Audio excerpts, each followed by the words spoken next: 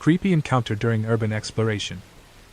This story comes from Belgium and took place in 2020 during COVID confinements. I was 20 back then. At the time, because of the severity of the pandemic in Belgium, the law stated that you could only go out to practice sports or to work, so I took the habit of meeting with a friend to go out for runs and to practice all kinds of sports in general. Both of us were quite fond of urban exploration and knew a spot in the outskirts of Brussels consisting of an old sports and wellness center where we took the habit to hang out after our runs. To get into the spot, you must go through a hole in a fence on a street, cross a small portion of woods, and you'll come up on a football pitch and tennis courts, and up on a hill is the center, which is an old 4-story building. The whole center takes a whole street block. On that day, we had just finished a 5 kilometers run and went to our spot as usual. We were walking to the building since it was about to rain when we saw 2 teenagers sitting on the roof edge, and I remember thinking that it bothered me since we were planning to the roof as well, so we went to the hall area to wait for a bit in hopes that the people leave. Sully was rolling himself a cigarette whilst I was gathering 2 chairs and an office table for us to sit. This next part gives me chills to this day. As I finished setting everything up, I remember starting to feel unwell, as I was being watched, and not in a good way. That's when I looked at the kitchen and saw, for a brief moment, a head sticking out of the door frame and staring right at us. It was a man. I couldn't say what age he was since he was all dirty, but the one thing I remember is that he had an exaggerated happy expression on his face, like he had just found exactly what he was looking for. At that moment, I just froze and was unable to react bravely to the situation. I leaned slowly towards Sully, all whilst keeping eye contact with the man, and told him very calmly that we had to go immediately. I tend to make lots of jokes to all of my friends and especially to Sully, but when he saw the look I had on my face when I told him we had to leave, he didn't say a word. Just took his backpack and stood up. We ran to the football pitch and saw that the 2 teenagers were still on the roof, so we started to tell at them, asking if the man was with them, or if they saw him, but they answered that, no. They hadn't seen anyone and had come by themselves, so if someone was there, he wasn't with them. We told them it was probably better for them to leave as well, since we didn't know what the man in the lobby was up to. They told us they would be fine, and they would leave a bit after. We decided to leave since we had already told them what we saw, and we also had already been out for very long, so it wasn't very legal with confinement rules. As we were walking towards the woods, I turned back and I could swear I saw a silhouette standing in front of the staircase leading to the roof, but my mind didn't quite react, and I just left alongside with my friend. I was so shocked that I just decided not to talk about it to anyone in fear of them not believing me or possibly making fun of me.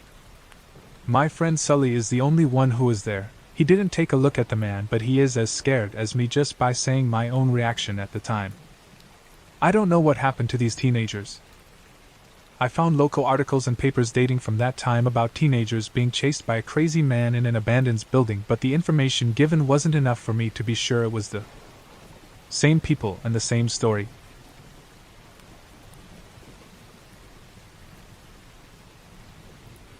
I thought I was alone, so I tried to sleep. I was wrong. This story is something that I think about from time to time, and it creeps me out. So I am writing this to get it off my chest, so anyways, let's begin. Almost 3 years ago, I was 17 years old. At this point, I was accustomed to being in horrible situations, as all I had was my mother, and she could not hold down a job for long because she had her own issues to tackle, and so as I grew up we stayed in and out of roommates' houses. We never really had our own place to stay except twice, but that didn't last long either, and we would be forced into a new environment with a snap of a finger. So when I was 17 we are lead into a situation where we are going to be homeless again, and I was used to it at this point as I had slept in the street more than I'd like. The day comes when we have to leave our roommate's house and my mom is able to stay at her boyfriend's trailer. I had nowhere to go as I had no friends at this point, as I halted my friendships because they were bad for my health and mental state, and overall were toxic.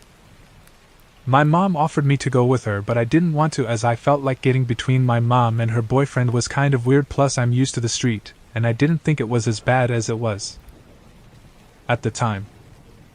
So here we are, I get dropped off at a McDonald's and I eat some burgers before I go off into the streets once more. Eventually the sun fled and darkness was all that remained, and so I look for a place to sleep for the night. I went into many places that night trying to sleep, but none of them were working because it was either too hot, or the lights were too bright, or the mosquitoes were biting me. That's when I remember a house that I used to go into to chill in. This house was under construction and nearly finished, so the doors all shut and the windows were all settled so there were no mosquitoes. I go through the back like always and I make my way upstairs. Eventually I settle in the bathroom because there is less debris on the floor. So I lay there and I try to sleep. Eventually I hear some sounds downstairs, but I didn't think anything of it. I figured it was the door that I came through swinging open and close or something. Eventually, after laying there for maybe an hour, I open up my phone and I look at old photos of my life, thinking about how messed up it was that I got to this point, and how I lost everything. The noises were still happening this entire time, but I paid no mind to it. Eventually, for whatever reason, I get up and I go to sit down on the back porch because I just couldn't sleep. I make my way downstairs and out the back door to the porch. I am messing around on my phone for maybe 5 minutes when it happens. I see movement to my left from the back door I just exited from. I glance over and time itself freezes. At first I think that it's illusion, but I was in fact wrong. I see a man shrouded in darkness peering past the wall inside to gaze at me. His lower half of his figure was behind the wall entirely, and I could not see anything but his upper body. The rest of his body has leaning to the left, peeking behind this wall, almost like the man was trying not to let me see his full body as it would make his presence known. The man was a pure black silhouette, and I could not make out any features. After noticing him, I just sat there and stared at him for what seemed like forever, but was probably a minute or two. I expected him to come outside and talk to me because I normally talk to a lot of homeless people, and I thought the man was just homeless. He didn't come outside though. He had not moved at all, actually. He was as still as a statue, quiet as a mouse. Maybe if I had not noticed him, he would have stared at me the entire time. I eventually, after staring at him, got up and got my bicycle and made my way out of the property. As I am walking out of the backyard, I peer into the window that is next to the door I saw the man in. The moonlight revealed the man was still there, only now he was watching me walk out of the property. I could tell because the moonlight revealed the top of the man's head, and I saw his left eye gazing at me. He was a white male who was very tall, and had a jacket of some kind on. I could not make out many details because he was still cloaked in darkness. After seeing this, I just moved a little faster out of there. I got to the front of the house on the street, and I looked inside to see if I could see him again. I could not. I got on my bicycle and waved goodbye to the house because I figured the man was still watching me. Then I drove away. For the rest of the night I could not sleep.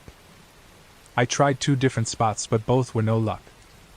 This is where the story ends. I know I didn't have a crazy chase or fight to the death or anything, but this was real life, and it's not the same as the movies or books. I don't know what the man was doing in there. I assume he was trying to sleep like I was, but the way he was staring on me was very unnerving. It makes me wonder how long the man was in the house for, and what would have happened if I actually fell asleep in the house. Would he have stared at me while I was asleep, completely blinded to his presence? Or did he have other intentions? I will never know, but now I don't go into houses like that anymore at all after this experience. So, to the man shrouded in darkness, let's not meet again.